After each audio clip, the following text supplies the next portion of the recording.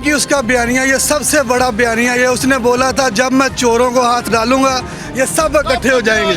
आज ये सब इकट्ठे हुए हैं, इसी की जीत है, इसी के बयानिए की जीत है। इमरान खान जिंदाबाद। फजलुर रहमान इनके साथ है। जब इनकी बारी चली जाती है, सीटें इनके हाथ से चली जाती हैं, ये कहते हैं धांधली। इन लोगों के जलसे में मैं आया और मुझे मज़ा नहीं आया, मुझे इमरान खान के जलसे में मज़ा आता है। वालेकुम सलाम। एक तो मैं कहना चाहता हूँ ये अपने हक़ के लिए ठीक है लड़ रहे हैं, लेकिन इनका ये हक़ नहीं बनता। 35 सालों से ये ख़ुद हुकूमत करते आ रहे हैं। मुशर्रफ का दौर था, फजलुर रहमान इनके साथ था। जरदारी का दौर था, फजलुर रहमान इनके साथ था। जब इनकी बारी चली जाती है, सीटें इनके हाथ से चली जाती हैं, ये कहते हैं धांधली। लेकिन मैं ये कहता हूँ बेशक हम सपोर्टर हैं, सारे पाकिस्तानी हैं, सारे हमारे सियासतदान हैं, लेकिन जो भी है पाकिस्तान के लिए बेहतर ही हो, पाकिस्तान के लिए बेहतर हो। लेकिन ये पाकिस्तान की बेहतरी के लिए नहीं हो रहा। लेकिन ठीक है, कोरोना का वक्त है, हमें कौम को एहतियात करनी चाहिए इस सिलसिले में। लेकिन हमारे सियासतदानों को भी सोचना चाहिए कि कौम को हम इस अजाब में न धकेलें। उन्होंने तो साफ वाज़ेह अल्फाज में कह दिया हुकूमत को कि हुकूमत जो मर्जी कर ले, हमने नहीं हटना। कोरोना आ जाए, जो मर्जी आ जाए, हमने अपने जलसा करके ही हटना है।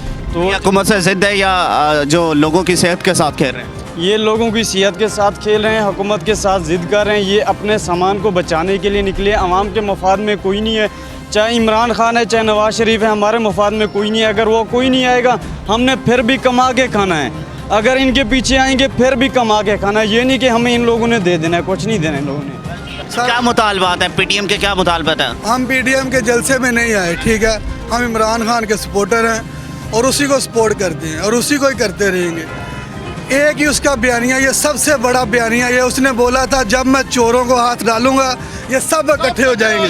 आज ये सब इकट्ठे हुए हैं, इसी की जीत है, इसी के बयानिए की जीत है। इमरान खान जिंदाबाद। खान साहब से उम्मीदें वाबस्ता है कि आने वाले सालों के अंदर कुछ बेहतरी हो। इंशाल्लाह बेहतरी होगी, ज़रूर बेहतरी होगी। जो ये 40 साल से मुल्क में बरसरे इक़्तिदार हैं। 40 साल में 2 साल में उससे क्या मांग रहे हैं? 2 साल में ये मांग रहे हैं। ये सब हमारे अवाम से बात हुई तो अक्सर लोगों का ये कहना है कि ये अपने वालिद साहब को छुड़वाने के चक्करों में ये तमाम मुहिम चलाई जा रही है। सब एनआरओ मांग रहे हैं और कुछ भी नहीं है, बस और कुछ भी नहीं है, सब एनआरओ। यहाँ पर बयानिया बड़ा है कि उसने बोला था जब मैं इन चोरों को हाथ डालूंगा ये सब इकट्ठे होंगे और आज हो गए। बंदा है सही है वो, ये महंगाई नहीं बताई उन्होंने, वो उन्होंने सही किया हुआ है।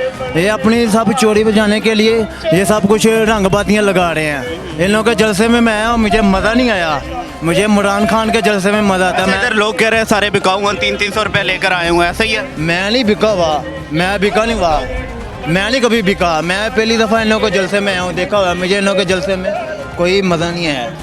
मुझे इमरान खान से वो मुझे दिल से प्यार है उन लोगों के साथ। मैं इमरान खान को सलूट करता हूँ दिल से। इमरान खान सही अच्छा बंदा है, क्योंकि इमरान खान जैसा बंदा नहीं है कोई।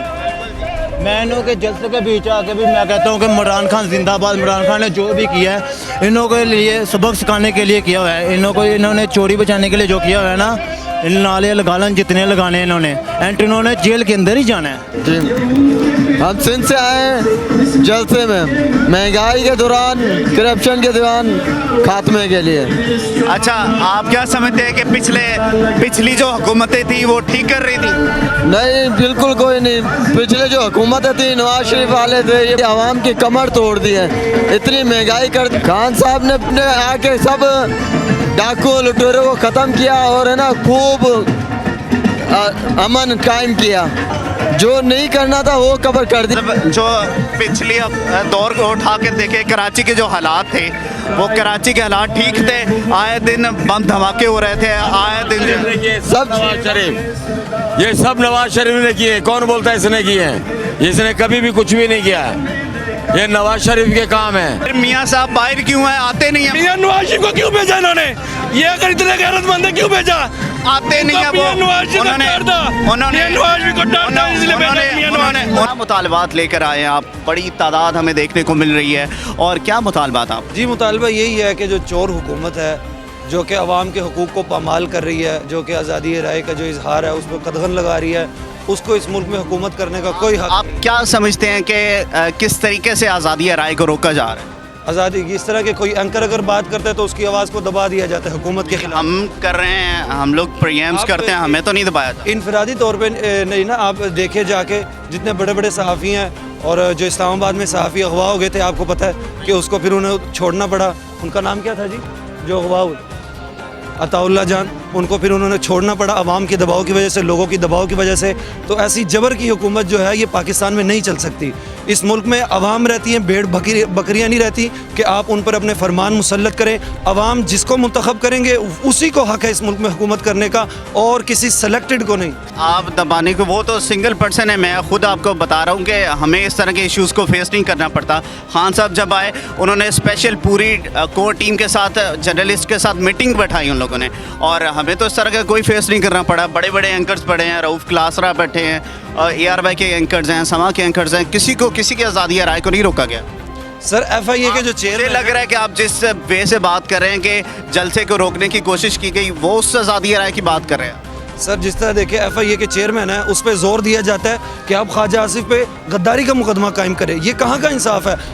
अदालतें तो किसी के खाते में नहीं आती। सर आप ये ना करें, आप जिस तरह के फैसले हुए नवाज शरीफ के खिलाफ जो फैसला हुआ है और दूसरे जो अकाबरीन हैं, आप जो है ना शराफत की सियासत को पाकिस्तान से ये लोग ख़त्म करना चाह रहे हैं, जो हम ख़त्म होने नहीं। आप समझते हैं कि जो अदालत ने फैसले किए, आप समझते हैं जो नून लीग के खिलाफ केसेस हुए, अदालत ने वो गलत फैसले किए?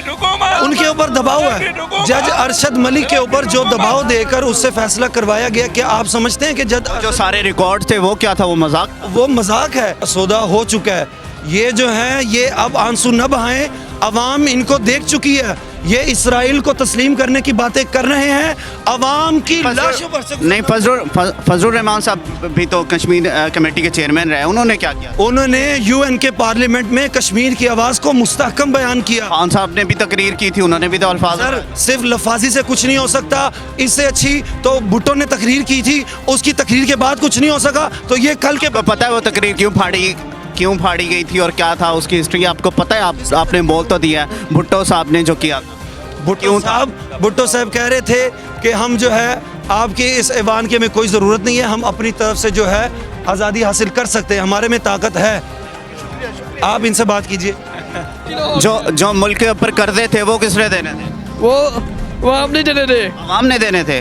तो फिर जो करप्शन हुई, जो कर्जे लिए गए मुल्क के, वो अब खान साहब वापस कर रहे हैं, अवाम से पैसे ले रहे हैं, तो फिर लोग क्यों चीख रहे हैं? पता नहीं ये क्यों चीख रहे हैं। तो फिर ये मुतालबात गलत हुए ना आप लोगों? गलत नहीं है, सही है। क्या सही है? ये जो आए हैं भाई हैं, इनको खुद भी नहीं पता कि हम किस मुतालबात के लिए निकले हैं। इनको किसी को पता नहीं हम क्या करने निकले, सिर्फ यही। हमारी तकरीबन 80% लोगों से पीछे बात हो चुकी है, उनको अपने मुतालबात का ही नहीं पता, वो डिमांड क्या कर रहे हैं, वो बोल क्या रहे हैं। ये जो इंजेक्ट की गई है इनके अंदर चीज़ें, तमाम चीज़ें पब्लिक के सामने है, वो खुद भी देख रहे हैं। अभी तो IMF ने भी इंदिया दे दिया है कि पाकिस्तान का जो GDP रेट है वो मुस्बत जा रहा है। वो बात आपकी ठीक है कि मुस्बत जा रहे हैं, लेकिन हालात देखे, बेरोजगार हो गए। आज नौजवान कितने बेरोजगार घूम फिर रहे हैं। छोटी सी मैं एग्जांपल दूंगा।